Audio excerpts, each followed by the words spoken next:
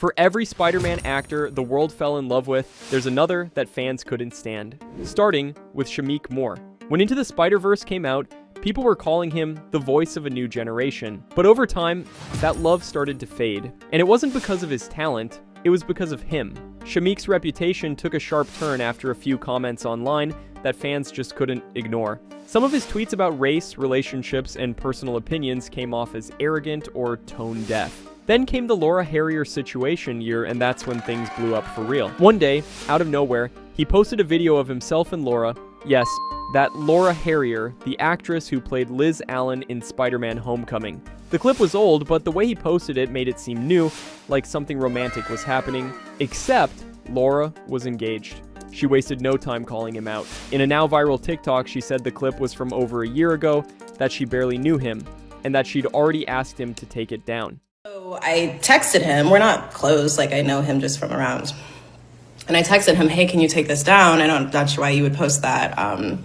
Also, I'm literally getting married and I don't like this insinuation that there's something going on between us, if that was your intention. The internet exploded. Fans flooded his comments, with one fan commenting, they need to hurry up and make Beyond the Spider-Verse. He's gonna crash out any day now. I can feel it. Even his attempts to explain himself didn't land right. The tone was defensive, the timing was off, and fans felt like he was trying to educate everyone instead of listening. You know, I apologize for the misunderstanding. I do. Then, as if that wasn't enough, came the Hailee Steinfeld situation. When news broke that Hailee had quietly gotten married, fans noticed Shameik posting cryptic, emotional tweets around the same time. He said, there is more people to meet, more opportunities to come, and more chances to try, live, learn, apply. And while his reputation slid, another Spider-Man actor was quietly doing the opposite, building his way back from hate to genuine admiration. Andrew Garfield's story is one of those rare Hollywood comebacks that feels completely earned. When The Amazing Spider-Man 2 dropped in 2014, fans weren't kind. They said he was too handsome, too confident, too cool to be Peter Parker. Most blamed him for the film's messy tone, even though it wasn't his fault. Behind the scenes, Andrew had been fighting for a darker, more emotional version of Spider-Man. He wanted to explore Peter's grief and loneliness, but Sony just wanted toys and crossovers. When he skipped a corporate event due to illness, executives saw it as disrespect, and that was it. He got dropped without warning. Instead of firing back, he disappeared. No interviews, no drama, no bitterness. That quiet humility changed how people saw him. He focused on stage work, indie films, and kept his distance from Hollywood gossip. Over time, people realized he wasn't arrogant, he was just honest. Then No Way Home came around, and everything flipped. The moment he caught MJ, saving her the way he couldn't save Gwen, instantly became one of the most emotional moments in superhero history. Fans cried, cheered, and said, I adore the look on Andrew's face when he saves MJ from falling. He redeemed himself for not being able to save Gwen, and forgave himself in that moment. But it wasn't just on screen. Andrew's real-life interviews after the film made fans fall in love with him. He spoke about grief, mental health, and how losing his mother made him appreciate the role even more. You lost your mom. A couple of years ago, yeah. She got really sick. She really fought pancreatic cancer. Andrew has quietly used his platform to show support for humanitarian causes, including publicly voicing empathy for Palestinians and calling out the loss of innocent lives. What could be more important than that right now? Yeah, maybe the lives of, Palestinians in Gaza right now. He didn't do it for attention, he did it because, like everything else he says, it came from compassion. While Andrew Garfield earned love through humility, Warden Wayne lost it through arrogance. He wasn't a studio Spider-Man, just a passionate fan who wanted to make something meaningful. His project, Spider-Man, Lotus, started as every fan's dream, a serious emotional film about grief, guilt, and redemption.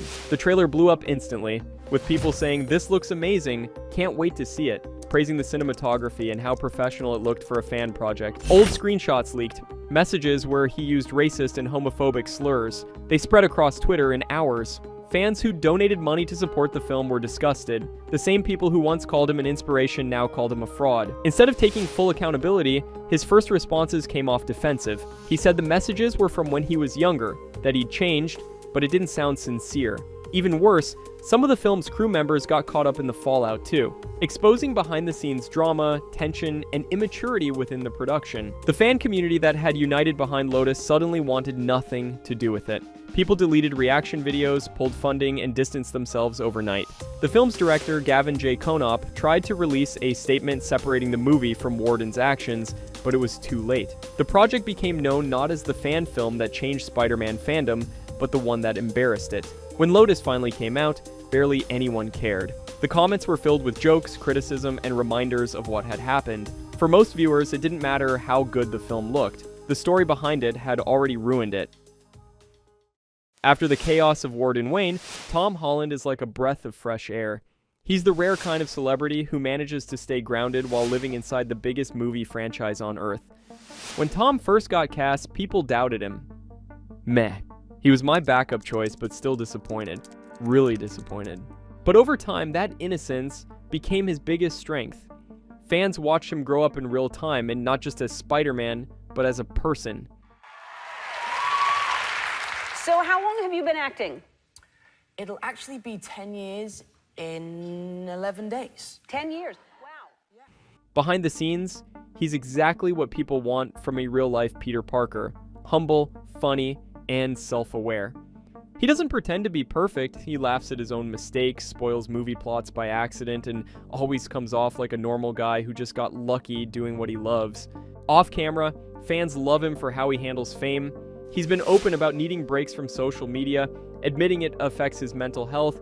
He's also publicly defended Zendaya from toxic online hate, always treating her with respect instead of turning their relationship into clickbait. It's small things like that that keep people rooting for him. When No Way Home came out, his performance hit differently. For the first time, fans saw him deliver real pain, loss, and maturity. The emotion felt raw because Tom poured himself into it. He wasn't just playing Spider-Man anymore, he became one. Are you okay? Somebody help, I need an ambulance, please, somebody. What happened? Nothing happened. You're okay. Even outside the MCU, his choices prove he's not just chasing fame.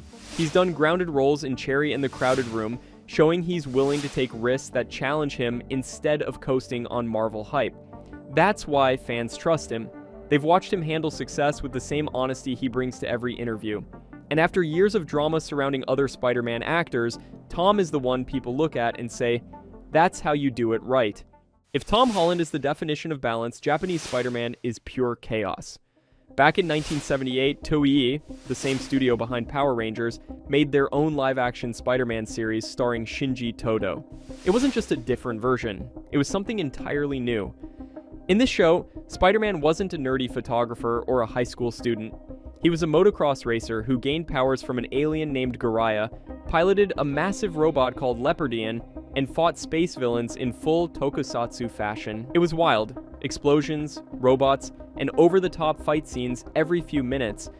When American fans first discovered it years later, they didn't know what to make of it. To some, it was ridiculous and the exact opposite of what Spider-Man stood for. People called it bootleg Spider-Man, mocked the effects, and turned clips into memes. To others, it was a hidden gem, a creative spin that captured the same hero spirit just through Japan's unique lens. Shinji Todo, the actor behind this version, became a cult icon in Japan. He played the role with pure sincerity, even though the script was insane by Western standards. But international fans didn't get that context. They just saw a weird parody, and for decades, the show was treated as a joke.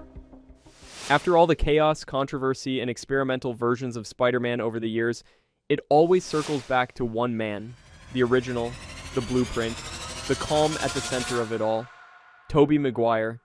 Tobey isn't loved for being loud or flashy, he's loved because he's real. The rare kind of actor who lets the work speak for itself. Even in an era when every celebrity fights to stay relevant online, Tobey disappeared and somehow became more iconic because of it. Tobey Maguire. That's Tobey Maguire. I'm dead ass. I swear to God. Yeah, please get a picture, Tobey, please. I'm so sorry, please. I have 3 days left. That was not Tobey Maguire. Yes, it was. He's famously private, almost unreachable. No random live streams, no PR stunts, no chaos. Just a quiet life, a few poker stories, and a film legacy that never needed social media to survive. That mystery made him larger than life.